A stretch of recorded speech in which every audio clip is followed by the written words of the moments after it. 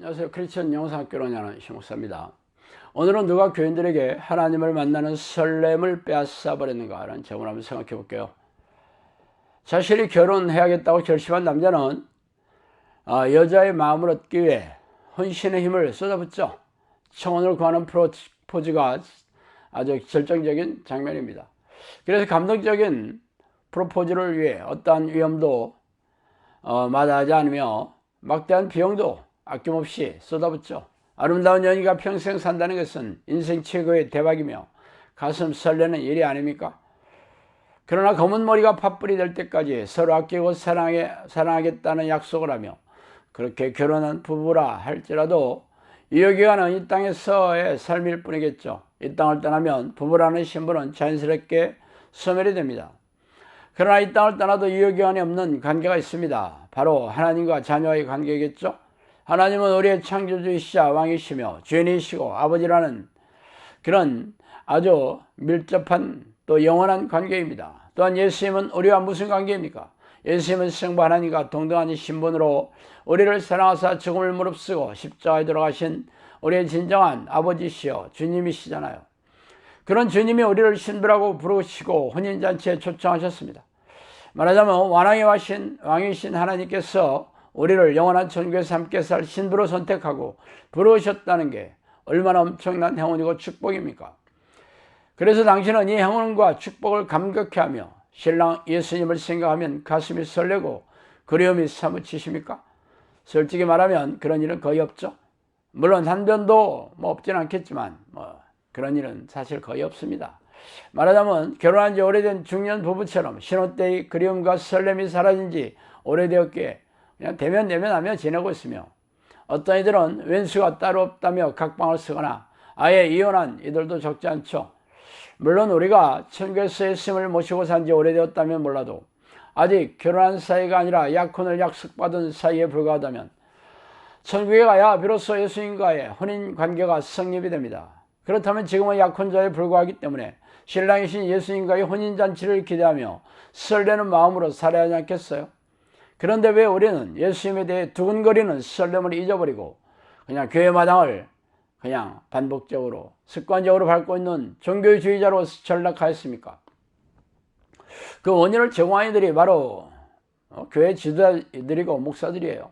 이들은 3분절 영접기도에 동의하면 성령이 우리 안에 들어오신다는 것을 굳게 믿어야 한다면서 구원을 기정사실화하여 가르치고 있기 때문이죠. 그들의 주장은 성경 말씀을 비틀어서 아전 인수식으로 해석한 교단 신학자의 주장을 교단 교리로 삼아 신학교에서 가르치고 있는 내용입니다. 그래서 교회 안에 있는 모든 교인들은 예수 그리스도의 영이자 성령을 모시고 살아가고 있다고 철석같이 믿고 있어요. 그렇다면 얼마나 좋겠어요. 그러나 자의적이고 자기 확신의 그런 믿음을 성경적인 믿음이라고 확신한다고 해서 하나님께서 인정해 주시겠어요? 그래서 대부분의 교인들은 성령의 임재와 내주에 대한 아무런 증거나 변화, 능력과 열매가 없는데도 불구하고 벌거숭이 임금처럼 속아 교회 마당을 밟고 있는 중입니다.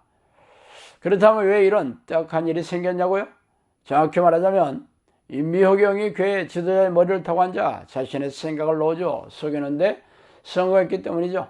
맹인이 이끄는 맹인들이 구덩이에 빠지는 건 당연하듯이 대부분의 교인들이 미호경의 지배를 받고 바리새인과 서기관처럼 율법적인 종교주의자가 되어버렸습니다. 그래도 제 주장을 무시하거나 반신반의하는 이들이 적지 않겠죠. 그래서 왜 현대 교인들이 만왕의 왕이신 예수님이 불러주신 신부이지만 아무도 신랑이신 예수님을 생각만 해도 가슴이 설레지 않는 그 이유에 대해 제가 말씀드릴게요. 그러나 내가 거기서 내 하나님 여호와를 찾게 되리니 만일 마음을 다하고 뜻을 다하여 그를 찾으면 만나리라. 신명기 4장 29절입니다. 너희가 내게 부르짖으며 내게 와서 기도하면 내가 너희들의 기도를 들을 것이요 너희가 온 마음으로 나를 구하면 나를 찾을 것이요 나를 만나리라. 에레미야 29장 13, 14절입니다. 가장 큰 이유는 예수님을 여러분이 만나려고 하지 않기 때문입니다. 예수 그리스도의 영이자 성령 하나님을 만나는 절대적인 통로가 기도라는 것을 모르는 크리스천은 없어요. 그러나 대부분의 교인들은 하루에 10분도 기도하지 않으며 대부분의 목사들도 하루에 30분도 기도하지 않습니다. 기도하는 소수의 교인들조차 하나님을 만나고 교제하고 하나님의 뜻을 구하는 기도가 아니라 자신의 삶의 문제를 해결하고 세속적인 수원을 구하는 기도가 전부예요.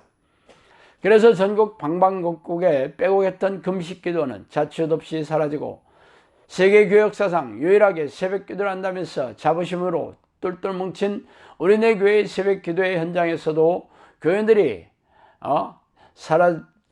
사라지고 있습니다. 아무리 기도해도 하나님의 응답이 없기 때문이죠. 성령께서는 저에게 정상적인 기도원이 이미 문을 닫았다고 하시면서 기도원의 지휘자들이 돈에 눈이 멀어서 그렇게 되었다고 말씀하셨습니다. 말하자면 현대교회 교단 신학자들과 목사들이 3분짜리 영적기도로 성령이 안에 들어오셨다군 그런 거짓 교리를 가르치기 때문에 교인들은 더 이상 하나님을 찾으려고 만나려고도 하지 않는 이유입니다. 이미 성령이 안에 계시는데 왜 성령을 사모하며 찾아야 하냐고 되묻고 있죠. 만약 성령이 안에 계시다면 성령과 깊고 친밀한 교제를 나누는 삶을 살아야 하는 게 당연하지 않겠어요.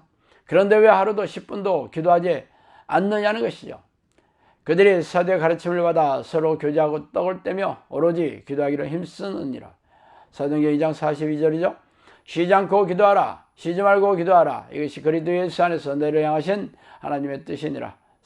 데살로니가전서 5장 17, 18절입니다. 우리는 오로지 기도하는 일과 말씀 사이에 힘을 힘쓰리라 하니 사도행전 6장 4절이에요.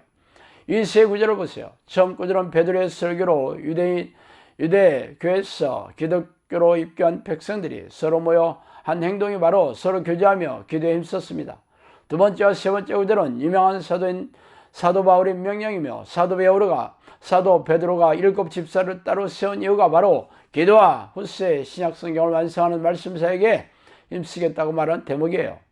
이처럼 초대교회 교인들은 물론 성령의 사람이었던 베드로와 바울 사도도 늘 하나님과 깊고 친밀하게 교제하는 기도에 힘썼습니다. 그런데 현대교회 목사들과 교인들은 성령과 교제하는 기도 습관을 들이지 않았기 때문에 성령과 교제하는 데서 얻어지는 평안과 기쁨, 자유함을 잃어버리고 무능하고 무기력하게 종교주의자가 되어 교회마당을 밟고 있는 이유입니다. 이들의 종착역이 어딘지 아는 게 어렵지 않아요. 이들이 이 땅을 떠나면 지옥의 불길이 기다리고 있을 것이 불보듯 환한 일입니다. 두렵고 떨리는 일입니다. 자, 오늘은 여기까지 하겠습니다. 감사합니다.